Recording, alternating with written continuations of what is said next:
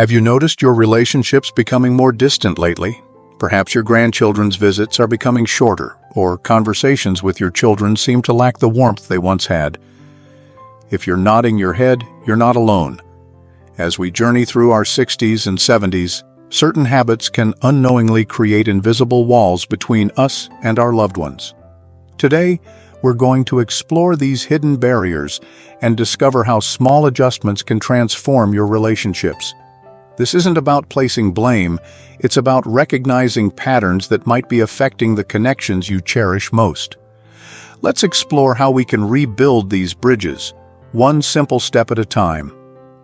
Walter, a 78-year-old retired professor from Seattle, always had fascinating stories to share. With decades of teaching at prestigious universities and traveling around the world, his experiences were truly remarkable. Yet, during a Sunday lunch at his daughter Emily's house, something unexpected happened. His grandson Jacob excitedly began describing his science project, but Walter immediately interrupted. "That reminds me of a lecture I gave at Stanford back in '85. What followed was a 15-minute monologue that left Jacob disengaged and silent for the remainder of the meal. Many of us fall into this pattern without realizing it. We've lived rich lives filled with valuable experiences and wisdom, and naturally, we want to share them. However, when conversations consistently flow in only one direction, others begin to feel unheard and undervalued. Emily eventually approached her father privately. "Dad, we love your stories, but sometimes Jacob and everyone else also want to share their thoughts. It would mean so much if you could listen to them too." Though initially hurt, Walter decided to try something different at the next family gathering.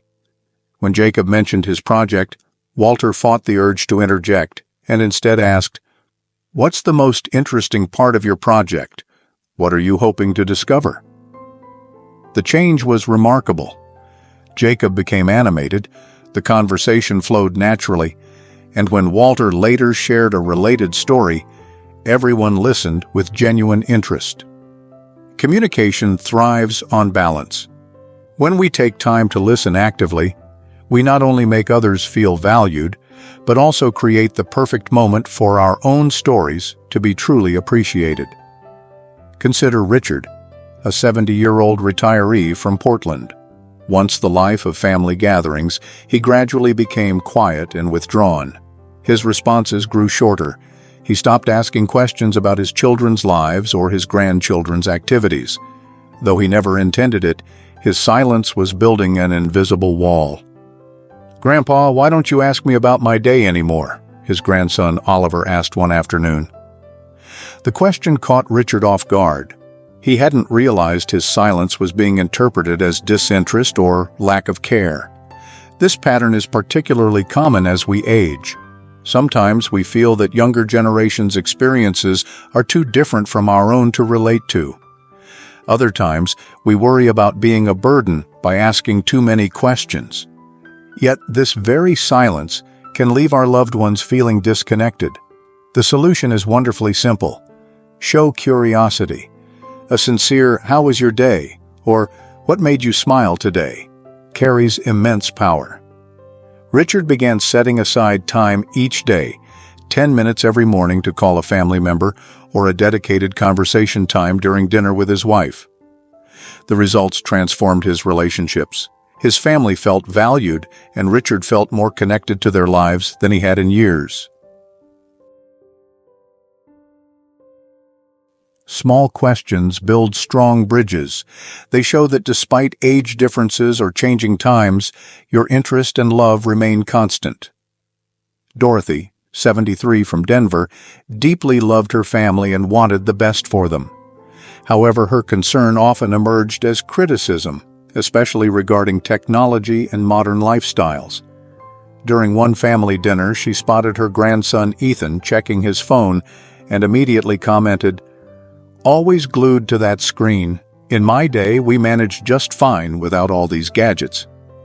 Ethan briefly replied, "I'm looking up sources for my school project," before falling silent for the remainder of the meal. Many of us fall into this pattern of criticism, particularly around unfamiliar aspects of modern life. We see behaviors that differ from our own experiences and worry about their impacts. Technology often becomes a particular point of friction. We see screens as barriers while younger generations view them as essential tools. Dorothy's daughter, Sarah, eventually explained, "Mom, Ethan isn't trying to ignore the family. He's just working differently than you might expect. If you approach with curiosity instead of criticism, you might be surprised by what you learn." At the next gathering, when Ethan took out his phone, Dorothy tried a different approach. "What are you working on there? I'd love to understand more about it." The question transformed the dynamic completely. Ethan enthusiastically explained a programming application he was using, and Dorothy gained insight into a world she had previously only criticized. Curiosity opens doors that criticism keeps firmly shut. When we approach differences with genuine interest rather than judgment, we create opportunities for connection rather than conflict. Elizabeth, a 74-year-old retired teacher from Chicago, had always been outspoken. Her family knew her as someone who spoke her mind without hesitation. However, over the years, her comments increasingly turned into complaints about politics, the weather, modern music, technology, or restaurant service. At first, her family laughed it off. That's just Elizabeth being Elizabeth. But gradually, her son Michael began cutting their phone conversations short, and her daughter-in-law Carol found reasons to leave the dinner table early. The constant negativity was draining everyone's energy. Many of us don't realize when occasional observations become persistent complaints. This pattern often emerges from feeling a loss of control, from physical discomforts that come with aging, or simply from habit. Unfortunately, what might feel like harmless venting to us can create an atmosphere others find exhausting. The turning point came when Elizabeth's grandson Thomas gently said, "Grandma, I love you, but it's hard to have a conversation when everything seems to make you unhappy." Though initially defensive, Elizabeth began to reflect on her speech patterns. She started a simple practice, a gratitude journal. Each evening before bed, she wrote down 3 things she appreciated that day. It could be something as simple as a beautiful sunset, a delicious cup of tea, or a friendly cashier at the grocery store. Additionally, she consciously shifted her conversation starters from problems to possibilities. "Have you tried that new restaurant downtown?" Instead of, "The food is never good anywhere these days." The transformation wasn't immediate, but gradually her family noticed. Conversations became longer and more pleasant. Elizabeth found herself focusing on aspects of life she'd been overlooking, and her relationships began to flourish again. Gratitude doesn't deny life's challenges, but it balances them with appreciation. For every complaint we might voice, finding something positive to express creates a more welcoming atmosphere for connection. Martha, a 76-year-old retired nurse from Nashville, grew up in an era where respecting elders was an unquestioned value. Throughout her life, she naturally expected that her opinions would carry special weight simply because of her years of experience. During a family barbecue, her 16-year-old granddaughter Sophie shared her interest in pursuing a creative career path rather than the medical profession that ran in the family.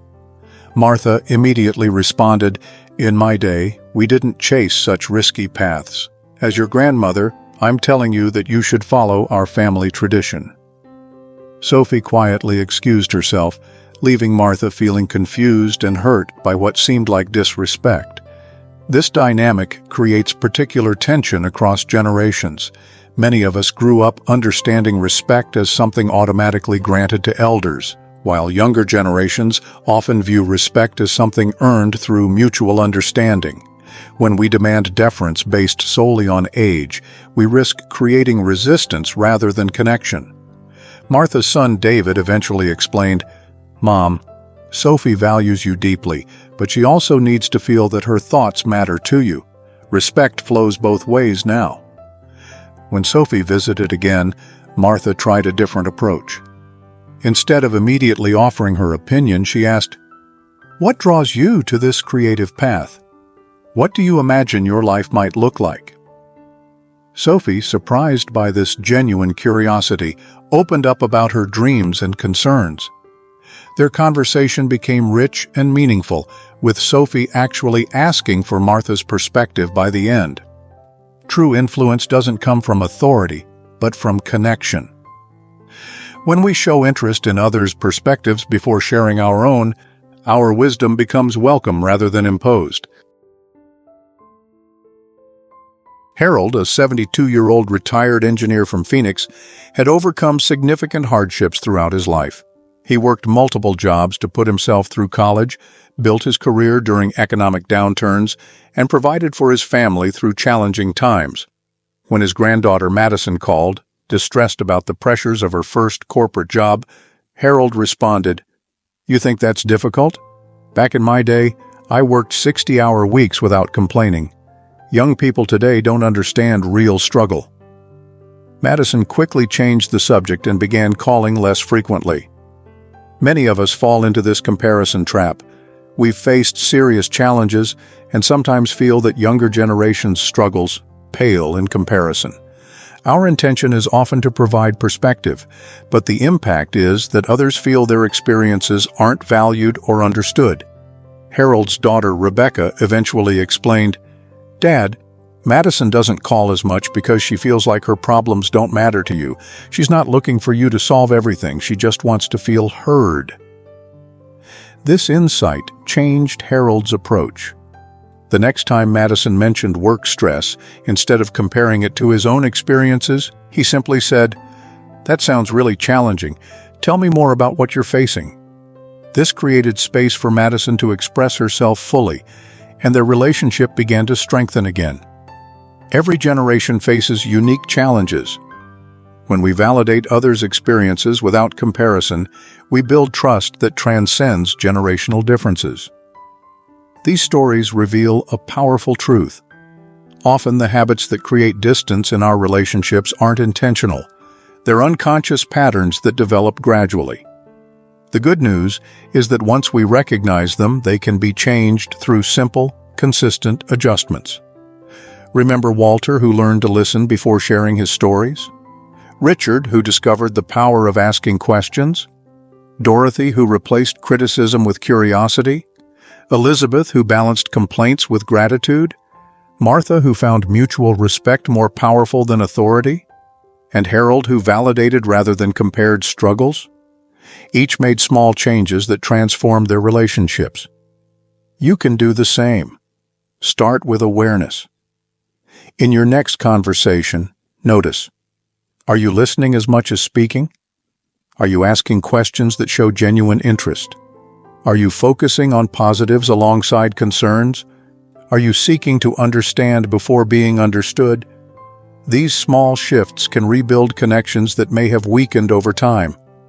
The rewards are immeasurable: more meaningful conversations, closer relationships, and the joy of truly connecting across generations. We'd love to hear which of these patterns resonated with you, or what strategies have helped strengthen your own relationships. Share your thoughts in the comments below, and if you found value in today's discussion, please like this video, subscribe to our channel, and share with friends who might benefit. Together we can build stronger connections at every age.